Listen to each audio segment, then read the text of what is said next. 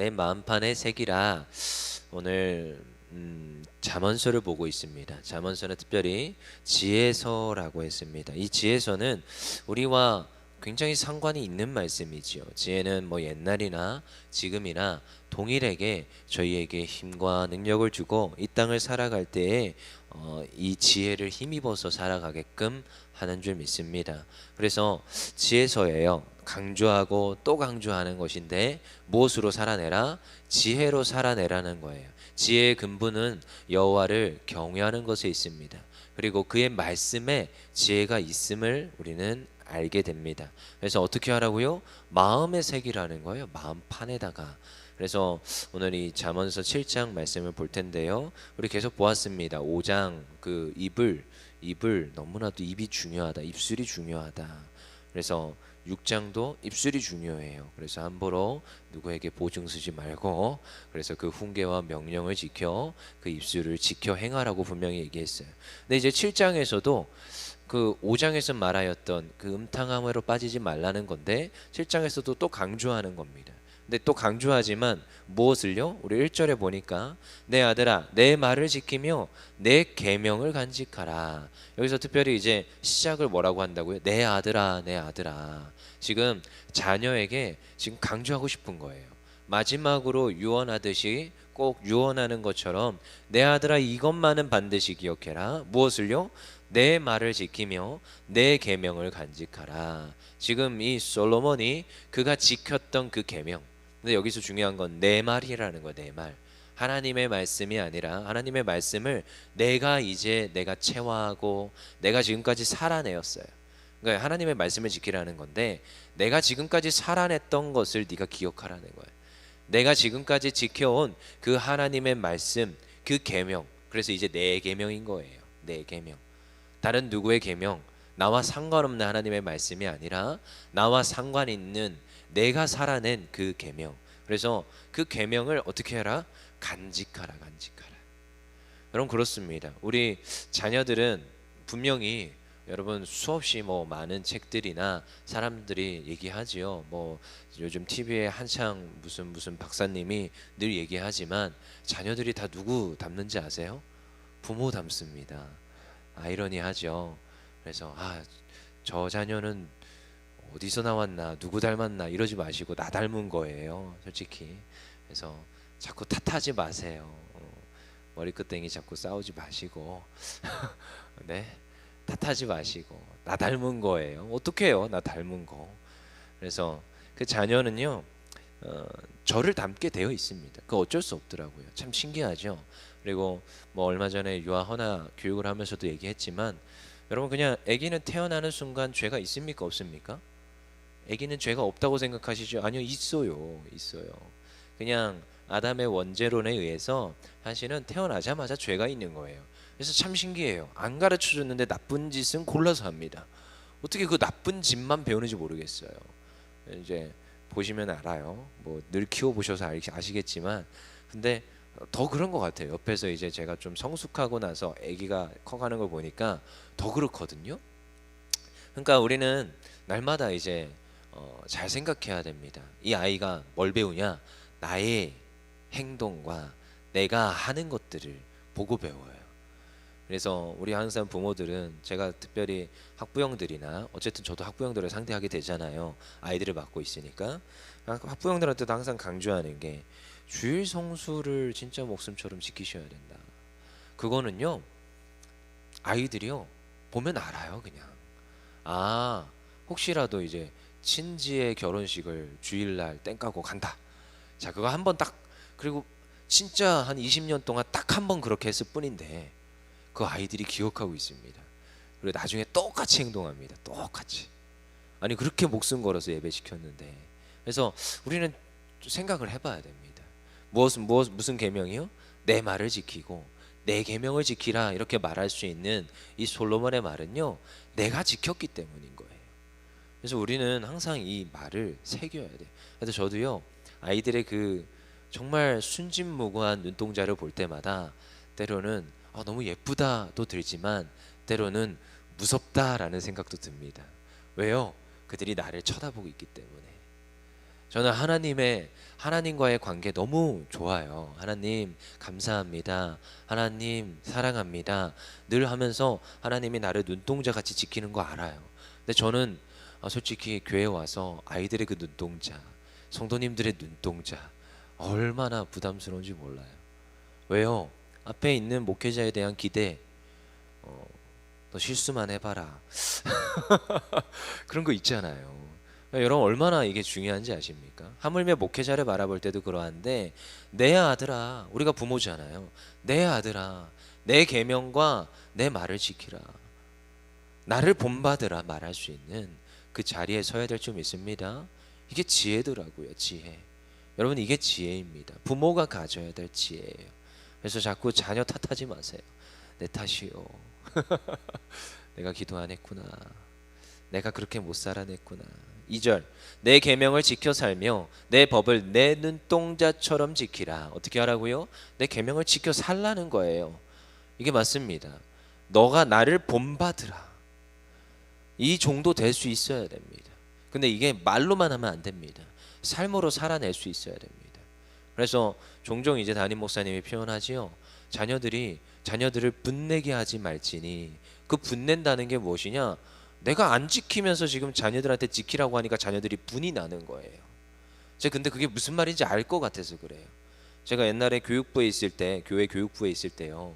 아니 교사가 맨날 뻔질나게 지각을 합니다. 네, 이해는 돼요. 9시에 오는 게 그게 쉽겠습니까? 근데 그 선생님 제가 돌이켜 생각하니까 저녁 늦게까지 야근하고 다음날 주일날 아침에 그 8시 반까지 오는 분이었던 거예요. 근데도 뻔질나게 또 지각을 하더라고요. 한 1년에 한 10번 미만 지각을 하세요. 제가 눈여겨보고 있었죠. 왜 저런 사람은 교사를 시킬까? 아니 나도 지각을 안 하는데 저 사람 나보다 못한 것 같은데. 그래서 얼마나 제가 분을 냈었는지 몰라요. 여러분 그렇습니다. 근데 이게 아이들이 가지는 특징이에요. 당신도 못하면서 왜 나한테? 그래서 여러분 정말로 가정이 화목하기를 위해서 항상 기도하셔야 돼요. 내가 자녀들 앞에서 이 부모들이 안 싸우기를, 그 모습을 안 보여지기를 여러분 정말 철저하게 그것을 계획하시고 그러니까 싸움도 계획하고 싸우셔야 돼요. 다 재우고 너 조용히 나 좀 봐. 왜냐? 그 아이들이요. 아니 당신이 행복하지 않으면서 왜 나한테 행복하게 살라고 해? 여기까지 갑니다. 그래서 우리가 그 아이들한테 보여주는 하나하나들이 사실은 내 계명을 지켜서 살아라 말할 수 있는 그 삶이 돼야 되는 것입니다. 그래서 반드시 그렇게 되어 있어요. 아이들은 그걸 보고 자라게 되어 있어요. 그리고 내 법을 어떻게 하라고요? 내 눈동자처럼 지키라는 거예요. 여러분 그래서 이 성경에서 표현하는 이 말 중에 참 제가 자주 써먹는 단어 중에 하나예요. 지키는데 어떻게 지키라고요? 눈동자 같이 지켜주시옵소서. 하나님이 어떻게 지켜주세요? 눈동자 같이 지켜주세요. 그래서 제가 이게 마음에 처음에 안 와닿았어요. 근데 옛날에 한번 예화하는 걸 듣고 그게 그 말이구나. 여러분 그거 아십니까? 지금도 제가 가가지고 눈을 찔릴 듯이 이렇게 눈앞에 이렇게 하잖아요. 눈을 딱 감게 되어 있습니다. 이 보호 본능이에요. 이게 자동 반작용입니다. 그렇지요? 그래서 혹시라도 바람이 불어가지고 티끌이 막 날라오잖아요. 그럼 문눈을 감게 되어 있습니다. 왜요? 들어오면 따끔할 걸 알기 때문에. 뭘로 감아요? 눈꺼풀로 감지요. 그리고 속눈썹도 막아주지요. 그래서 지금 이 눈동자를 지켜주는 거거든요. 이게 자동이에요. 자동. 그러니까 하나님 어떻게 해달라고요? 자동으로 막아달라는 거예요. 자동으로. 내가 그걸 인지하든 모르든 그냥 반사작용적으로 지켜달라는 거죠. 근데 이 법도 어떻게 지켜야 돼요? 자동적으로 지켜야 돼요. 왜요? 이 법이요 내 생명이기 때문에. 여러분 이 법을 내가 지키잖아요. 그러면요 이게 잘 되게 되어 있어요. 이 하나님의 법에 그 준행하면서 살아가잖아요. 그냥 그 인생이요 생명 얻어서 살아내게 돼 있어요. 그래서 이 솔로몬이 경험하였던 것이고, 그리고 그 자녀들이 그걸 누리길 원하는 거예요. 그래서 어떻게 하라? 계명과 그 법을 행하는데 지켜서 행하라는 거예요. 어떻게? 눈동자 같이 지키라는 거예요. 왜요? 그 눈동자에 들어가면 아프다는 걸 알기 때문에 자동 반사적으로 지켜내라는 거예요. 그래서 3절에 이것을 내 손가락에 매며 이것을 내 마음판에 새기라. 어떻게 하라고요? 실제로 이 당시에는 손가락에 맵니다. 글을 적어가지고 매고 붙이고 달고 문지방에도 또 붙여놓고, 그래서 가는 곳곳마다 말씀을 외우는 거죠. 말씀을 보는 거예요. 말씀을 또 꺼내서 보는 거예요. 여러분 이게 돼야 됩니다. 그래서 언제 어디에서나 여러분 성경을 볼 수 있어야 되고요. 저도 한때 영어 단어 외울 때 그렇게 외웠던 것 같아요. 손바닥에도 쓰고 하루에 막 10단어씩 외운다. 그러면은 10단어 중에 만만한 단어 한 7, 8단어 있어요. 이미 외운 거. 근데 한 2단어, 3단어는 안 외워져요. 그렇게 안 외워져요. accomplish 그게 무슨 단어야? 뭐가 이루었어? 뭔 말이야? 뭐가 완전해? 뭔 말이야? 그래서 막 써놓고 다니고 막 그랬어요. congratulation 이게 뭐야? 뭘 축하한다는 거야? 그래서 단어 오죽 길어야죠. 그런 거 막 적어놓고, 그리고 그것도 어디다가 그 화장실 옆에다가 프린트해가지고 붙여놓고, 그래서 큰 거 보러 들어가서 그거 계속 보는 거예요. 할 게 뭐가 있어요? 내가 신문을 보겠어요? 뭘 하겠어요? 단어 외우는 거죠. 단어. 근데요 어떻게 해요? 이 당시에도 똑같다라는 거예요. 손가락에다가, 그리고 또 마음판에, 여기 마음판에 새긴다는 것은 어디에다 새긴다는 것이냐, 적어 놓은 것을 마음판에 둔다는 거예요. 마음판에. 왜? 그만큼 중요하기 때문에. 여러분 그래서 우리가 어떠한 말을 들어요. 그럼 말을 어떻게 한다고요? 마음에 새긴다는 표현을 쓰지요. 이게 근데 나중에 지혜서에서 나오는 마음판에 새기다는 그냥 써가지고 마음판에 새겨 넣는다는 거예요. 넣어놓고 폐용하고 다닌다는 건데, 이게 나중에 발전합니다. 뒤로 가면 갈수록. 그래서 예레미야에서 보면 마음에 새긴다라는 표현이 나와요. 근데 여기에서 마음에 새긴다는 건 글을 써놓은 것을 마음에 그냥 둔다 이 뜻이 아니라, 돌판이나 어떠한 곳에 기록한다는 게 아니라 진짜로 마음에 새긴다는 거예요. 그래서 깨어지지 않고 더 이상 변형되지 않아요. 왜냐? 글을 써놓은 것은 또 변형될 수 있기 때문에. 그래서 어디에서 새긴다? 예레미야 31장에 가면 새 언약이라는 게 나와요. 그래서 그 새 언약을 어디에서 새길 거예요? 내가 그동안 너에게 돌판에 새겨서 주었는데, 그동안 글로 써서 주었는데 너희의 이제 마음에 새겨서 이것을 확증한다는 거예요. 그래서 이 뒤에 구약에서 뒤에 가면 갈수록 마음에 새긴다는 표현은 발전하고 성장해 갑니다. 그래서 이제 내 마음에 새기는 겁니다. 여러분 정말 지혜는요, 이제 저희는 신약의 시대를 살아가잖아요. 지혜는 어디에 새겨야 되느냐? 마음에 새겨야 되는 거예요.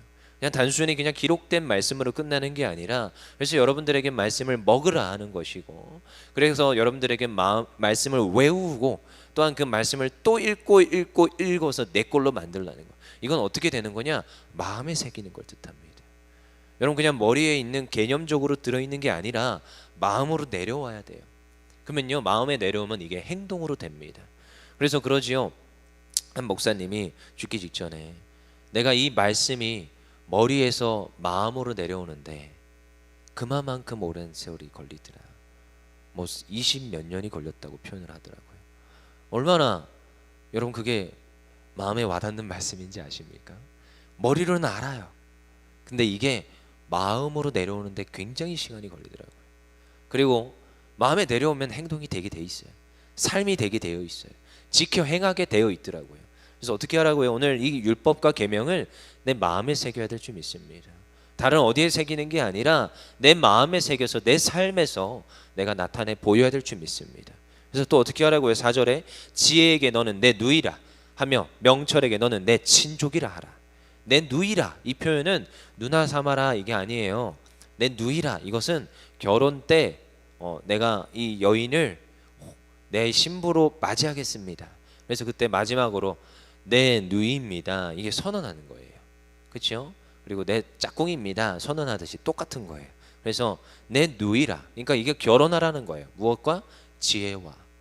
언약하라는 거예요. 결혼은 언약을 말하고 있어요. 계약을 체결하는 거예요.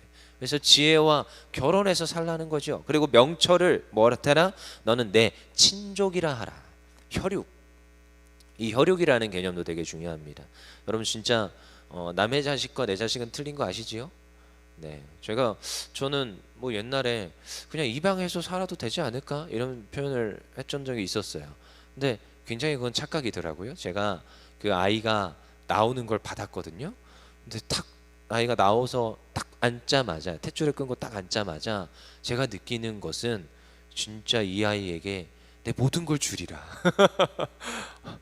그게 무슨 말인지 잘 몰랐어요. 재산 상속, 재산도 없지만 진짜 내 모든 걸 주리라 이 마음으로 다짐하게 되거든요. 근데 정말 그렇더라고요. 친족이라 친족이라. 여러분 이게 어느 정도의 표현인지 아시겠습니까? 혈육으로 여기라는 거예요. 그만큼 지혜와 명철을 너의 삶 속에 중요한 것으로 여기라고 분명히 말하고 있습니다. 그래서 어디에 새기라? 마음에 새기라. 마음에.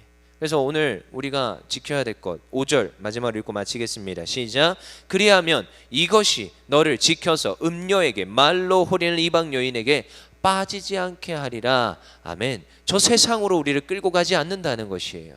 우리가 세상 유혹에 넘어가지 않는다는 것이에요. 무엇을 지켜 행하면요? 하나님의 말씀과 그 계명과 지혜와 명철을 지켜 행하는 자.